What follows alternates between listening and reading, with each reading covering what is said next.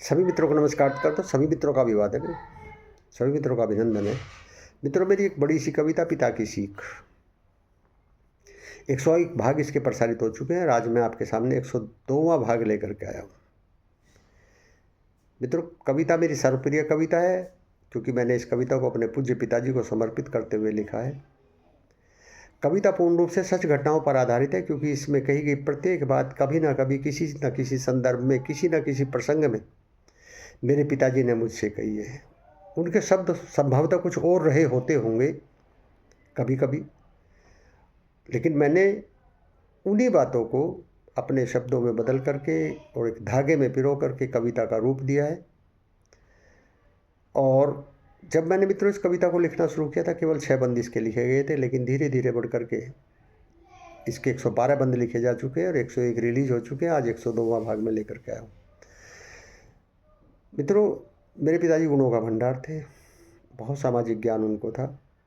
और आज भी जब मुझे कोई समस्या होती है तो मैं अपने पिता के शरण में चला जाता हूँ। वहीं से कुछ ना कुछ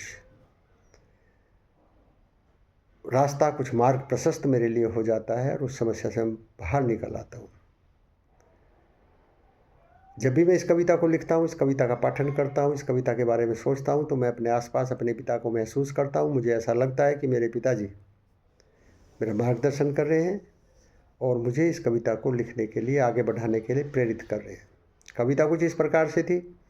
हमने सीखा है पिता से, श्रम करे और जीत ले जग, श्रम किया बेकार जग में यूं कभी जाता नहीं है।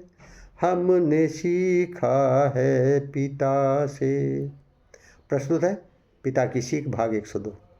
और इस भाग में मैंने अक्सर मेरे पिताजी कहा करते थे कि प्रशासन प्रपंच से नहीं चलता, राजा को प्रपंची नहीं होना चाहिए, बल्कि राजा को स्पष्टवादी होना चाहिए।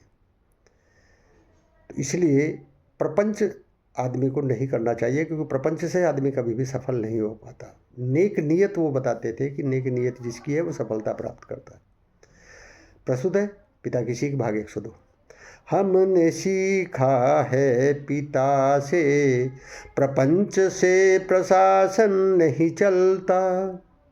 हमने सीखा है पिता से, प्रपंच से प्रशासन नहीं चलता।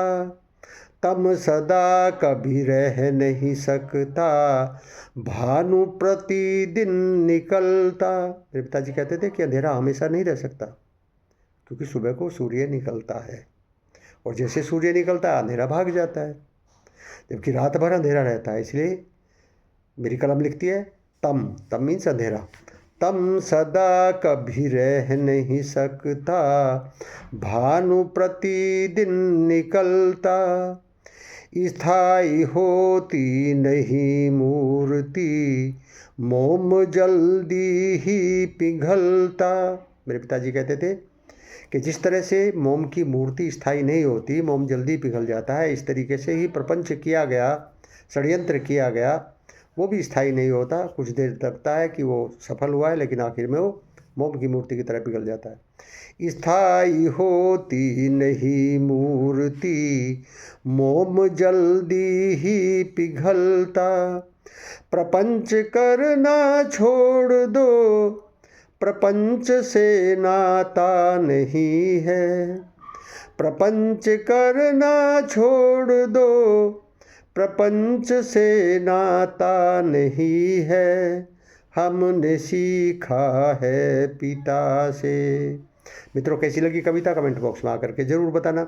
अगर कविता अच्छी लगी हो तो कविता को लाइक शेयर कर देना, हो सके मेरे चैनल को भी सब्सक्राइब कर देना। मिलते हैं इसके अगले भाग में, तब तक के लिए बहुत बहुत धन्यवाद, बहुत बहुत आभार आपका।